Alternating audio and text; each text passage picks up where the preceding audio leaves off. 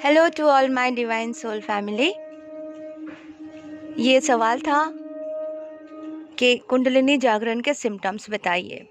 कुंडलिनी जागरण के सिम्टम्स क्या क्या होते हैं? ये प्रोसेस जो मैं बताऊंगी अभी, मैं खुद के एक्सपीरियंस जो मेरे साथ हुआ था। एक डिवाइन मैस्कुलाइन है जो मेरे दोस्त भी है, स्पिरिचुअल अवेकनिंग का उन्होंने शेयर किया था मुझसे, तो उनके एक्सपीरियंस भी बताऊंगी। तो सिस्टर्स हैं, ब्रदर्स हैं, मुझसे सेशन ले चुके हैं। सेशन में वो अपने एक्सपीरियंसेस बताते हैं, प्लस क्लासेस अभी मैंने चालू किया था मेडिटेशन डांस के, उसमें भी जो इंस्टेंट रिजल्ट मिल रहे हैं सबको, वो भी अपने एक्सपीरियंस शेयर कर रहे हैं। तो उसके बेस पर मैं अभी कुंडलिनी अवेकनिंग के सिम्टम्स आप सबके सामने रखूंगी। देखिए, फर्स्ट ऑफ ऑल मेरे साथ क्या हुआ था, मैं ऑलरेडी ध्यान करती थी, स्पिरिचुअल जर्नी में मैं थी। मुझे जब पता चला कि मैं ट्विन फ्लेम जर्नी पर हूँ, जो भी मेरे डीएम को सोल शॉक लगा, जो भी सिचुएशन था, तो मुझे अपने पास्ट याद आने लगे। तो मैं उस वक्त क्या करने लगी, बहुत ओवर थिंकिंग में चली गई, और उसके साथ साथ मुझे भी बहुत परेशानी का सामना करना पड़ा। तो सबसे फर्स्ट मेरे साथ जो हो रहा था, मुझे खाना नहीं खाने को हो रहा था, मुझसे खाना नहीं खाया जा रहा था। वजन घट गया मेरा 1 ही महीने में 2-3 किलो, क्योंकि मैं न सुबह खा पा रही थी न शाम को खा पा रही थी। भयानक थकान लगता था, जैसे मैं कुछ काम करने लायक ही नहीं हूँ, चल ही नहीं सकती। ठीक है, ऐसे थकान से महसूस होने लगा। सबसे परेशानी की बात होती थी हार्ट बीट। जब मेरे हृदय चक्र में जैसे भयानक सा पेन होता था, और धड़ धड़ धड़ धड़ धड़ धड़ धड़ धड़, जैसे हार्ट तो निकल के बाहर आ जाए, तो ये होता था। तो मैं समझ नहीं पाती थी क्या करूं। बाहर से सब लोग देखते थे मैं नॉर्मल हूँ, और अंदर से मुझे समझ में आ रहा था कि मैं कितने बिखर चुकी हूँ, टूट चुकी हूँ, कुछ भी नहीं है, खालीपन, दर्द, बॉडी पेन्स भी होने लगे। तो ये सब होता था। पर क्योंकि मैं स्पिरिचुअल जर्नी में थी, तो मैं मेडिटेशन वगैरह स्टार्टिंग से करती थी, खुद को हीलिंग करते गई। मतलब तभी उस टाइम पे तो बैठ के ध्यान करने लायक भी नहीं बचते हम। सो जाती थी, योग निद्रा सुन लिया, थोड़ी देर 1 घंटा ठीक रही, फिर शुरू होता था।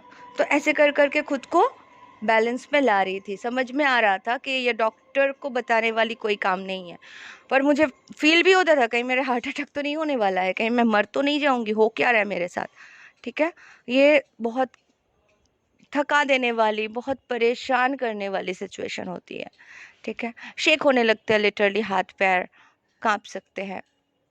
एक डिवाइन मैस्कुलाइन ने भी शेयर किया था, उन्होंने कहा था उनको इतना हार्ट पेन हो रहा था, इतना दर्द, यही सिचुएशन जैसे हार्ट बाहर आ जाए, तो हॉस्पिटल में फ़ोन करके एम्बुलेंस बुला लिया कि मुझे हार्ट अटैक आने वाला है। तो डॉक्टर ले गए, चेकअप किए, सब कुछ किए, तो बोले नहीं, सब तो नॉर्मल है, तुम्हारे हार्ट अटैक क्यों आएगा, हाँ पैल्पिटेशन थोड़ा ज़्यादा है, बट तुम्हारे तो सब कुछ सही है। तो फिर भी डॉक्टर ने उनको थोड़ा गोली पिल्स जो भी है नॉर्मल दिए, मतलब कुछ भी नहीं है, प्रॉब्लम प्रॉब्लम तो कुछ हुआ नहीं। फिर बाद में उन्हें भी पता चला कि ये सम सिम्टम्स गोइंग ऑन। जिन्हें पता नहीं है, आइडिया नहीं है, उनको तो वही लगेगा ना अचानक से मुझे हार्ट अटैक आने वाला है और मैं मर जाऊंगा या मर जाऊंगी। ठीक है, इसीलिए ये गाइडेंस दिया जाता है, ताकि किसको भी आगे ये सब सिम्टम्स होने लगे तो आप बता सको, इसलिए आप नॉलेज रखो। तो मैंने क्या किया, मेरा ये सारे सिचुएशन चलते गए, तो मैं प्राणायाम, ध्यान, ये सब फिर धीरे धीरे करने लगी। फिर थोड़ी थोड़ी हीलिंग मिलते मिलते शांत होने लगी। मुझे तभी सुकून मिलता था जब मैं ध्यान करती थी, वरना और कोई इलाज नहीं था, तो मैं करती रहती थी हीलिंग। तो बाद में जब थोड़ी सी स्टेबल हुई, तो मैं प्राणायाम वगैरह फिर से स्टार्ट किया, योगा करने लगी। फिर और थोड़ी सी स्टेबल हुई, फिर मैं डांस स्टार्ट कर दी थी, तो फिर एकदम बैलेंस हो गई। अच्छा, ये सिम्टम्स जो शुरू होते हैं ना, ये लंबा प्रोसेस है। मतलब आज शुरू हुआ कल ख़त्म हो गया, ऐसा नहीं है। वो आज जो आपके शुरू हुए ना, ये प्रोसेस जो है ना, ये कम से कम 1 साल 1.5 साल तक चल सकता है। ठीक है, अलग अलग सिम्टम्स आएंगे, कुंडलिनी जागरण से लेके रिबर्थ के सिचुएशन, ये सारे मैं आज डिस्कस कर रही हूँ। तो ये जो हो गया, इसके बाद क्या होता है, मेडिटेशन में बैठते हो तो फील होने लगेगा कि कुछ रेंग रहे हैं आपके स्पाइनल में, कुछ चल रहा है। ठीक है, पीठ पर कुछ मूंगिया चल रहे हैं, पर आप हाथ लगाओगे देखोगे कुछ भी नहीं है। थाइस पर हो सकता है, कमर के पीछे हो सकता है, ठीक है। गर्दन में बाद में होता है, पर गर्दन में जब होने लगे तो समझ जाओ कुंडलिनी माता ऑलरेडी आपके जागृत हो चुके हैं। ड्रीम्स में भी आप जैसे स्नेक देखते हो, ये सब आते रहेंगे, स्नेक के फोटोज आते रहेंगे, स्नेक्स देखते रहोगे, सामने दिखेगा, जैसे वीडियो ऑन करोगे उसमें दिखेगा।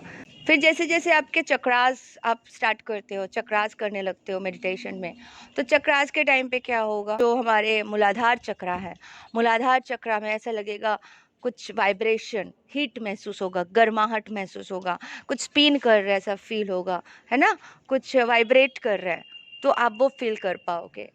सैक्रल में बहुत गंदा पेन हो सकता है, जो मुझे भी हुआ था और कई सिस्टरों ने भी बताया। सैक्रल में पेन होता है सेल मेमोरीज में, पास्ट लाइफ ट्रॉमाज, हाँ, सेक्सुअल हैरेसमेंट और ये सारे चीज़ें रहता है ना, ट्रॉमाज बन के, वो सारे ब्लॉकेज बन के रहते हैं। तो वो ब्लॉकेजेस निकलना होता है सैक्रल से, तो वो सारे कारण से वो बहुत पेन कर सकता है। हमें लगता है कभी पीरियड के पेन भी हो रहा हो, लेकिन भाइयों को जब होता है वो तो पीरियड्स के पेन नहीं होते हैं ना, तो उनको लगेगा स्टमक अपसेट है। पर सैक्रल में पेन होते हैं क्योंकि वो जैसे कार्मिक के साथ भी रिलेशन में चले जाते हैं, तो उनके जो कोडिंग आ जाती है ना हमारे अंदर, तो वो भी ब्लॉकेज बन जाते हैं। कार्मिक के साथ जब फिजिकल होते हैं, कार्मिक के साथ जब कनेक्शन होते हैं फिजिकली, तो वो कुछ ब्लॉकेज बना देते हैं, ठीक है।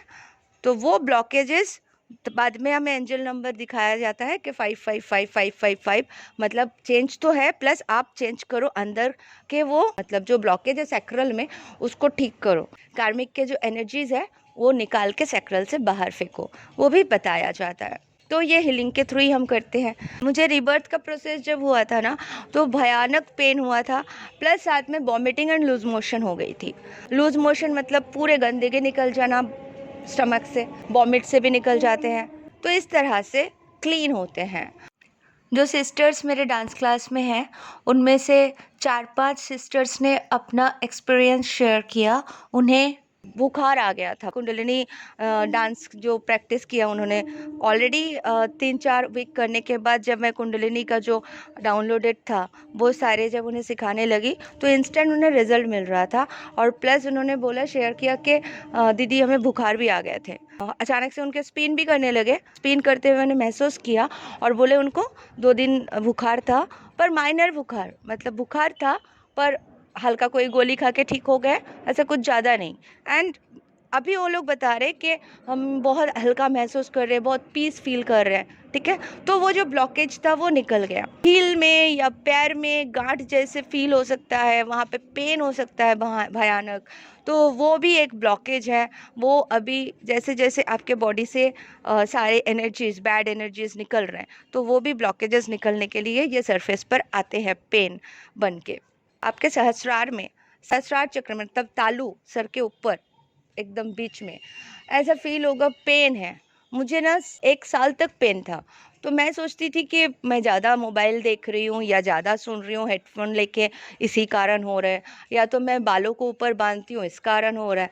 लेकिन बाद में पता चला कि सहस्रार का वो एकदम एनर्जी था कि अच्छे से रिसीव कर सके, इसलिए वो चेंजेस होते हैं। ब्रेन के जो न्यूरॉन्स होते हैं उसमें भी चेंज होते हैं, सारे चीज़ें एक्सपैंड करते हैं। मतलब जो हायर एनर्जी है ना, उसे रिसीव करने के लिए हमारी बॉडी तैयार होती है। तो ये बहुत सारे सिम्टम्स और चेंजेस हमारे साथ होने लगते हैं। वो जो पेन मैं फील करती थी ना सहस्रार में, तो वो पेन बहुत ज़्यादा नहीं, हल्का सा पेन, लेकिन एकदम होते ही रहता था, कंटिन्यूअस रहता था। अच्छा, किसी किसी को वहाँ पे कूल फील हो सकता है, किसी किसी को बहुत हीट फील हो सकता है सहस्रार में, ठीक है। तो ये अलग अलग सिम्टम्स आते रहते हैं। थर्ड आई चक्र में होते हैं। थर्ड आई चक्र में लगेगा कि कुछ दर्द सा महसूस हो सकता है, या तो कुछ सुड़सुड़ाहट, कोई होता है ना इचिंग टाइप के हो रहे हैं, तो ऐसे ऐसे चीज़ हो सकती है। तो आप जब थर्ड आई के पास बहुत सारे खिंचाव महसूस हो सकती है, अंदर से जैसे खींच रहा है, तो ये सारे सिम्टम्स होते हैं जब आपके कुंडलिनी अराइजिंग हो रही होती है। इस टाइम पे बहुत ध्यान देना है, जैसे मैंने कहा बैलेंसिंग पे रहना है, बहुत विनम्रता से रहना है, लड़ाई झगड़ा इन सारे चीज़ों से बहुत दूर रहना है। सबके लिए जैसे प्रेम के भावना आते हैं तो आएंगे, क्योंकि आपके हृदय चक्र भी एक्सपैंड होने लगते हैं, ओपन होने लगते हैं, एक्सपैंड होने लगते हैं। ठीक है, अनकंडीशनल लव को आप महसूस करने लगते हो। चक्रास जैसे जैसे आपके एक्टिवेट होते, एक एक करके आपके लाइफ में अलग अलग सिद्धियाँ प्राप्त होने लगती है, अलग अलग पावर यूनिवर्स की तरफ से आपको गिफ्ट दिया जाता है, मिलते हैं। ठीक है, इस टाइम पे भोजन का ध्यान रखें, भोजन जितना हो सके खिचड़ी लाइट खाना खाइए, फ्रूट्स ज़्यादा खाइए, जूसेस ज़्यादा पीजिए। ठीक है, इस टाइम पे नॉनवेज तो बिल्कुल नहीं खाने को मन करेगा, और कोई ज़बरदस्ती खाएंगे तो उसका वाइब्रेशन बहुत अप्स एंड डाउन्स होंगे, मतलब फ्रैक्चुएट करते रहेंगे। तो भोजन का बहुत ध्यान रखें। फ्राइड आइटम हो गए, बाहर के खाना हो गए, नूडल वगैरह हो गया, बाहर का कुछ भी होटल से मंगा के खा रहे हो तो भी बहुत फ्रैक्चुएट करेगा। इस टाइम पे एकदम शुद्ध भोजन बनाएं घर में। ठीक है, अच्छे सब्जी बनाएं, कम मसाला डाल के हल्का फुल्का खाएं, और अपना ध्यान रखें, बहुत अच्छे से ध्यान रखें। घबराने की ज़रूरत नहीं है, डर को आने मत दे। ऐसा लगेगा कुछ हो जाएगा, कुछ प्रॉब्लम हो जाएगी तो क्या करेंगे, कुछ नहीं होता है, ये बहुत सिंपल तरीके से ठीक होने वाला है। तो इसके लिए घबराना नहीं है, पैनिक नहीं लाना है, कोई भी परेशानी नहीं सोचना है। फ्रैक्चर होता है, होगा, धीरे धीरे प्रोसेस है तो धीरे धीरे ठीक होंगे। तो मैं नेक्स्ट वीडियो में बताऊंगी आफ्टर कुंडलिनी जागरण क्या क्या हमें महसूस होता है, और किस तरह से हमें पता चलता है कि हम कंप्लीट मोक्ष प्राप्त कर चुके हैं। ठीक है, तब तक के लिए अपना ख्याल रखें। Thank you so much, love you all, God bless you all.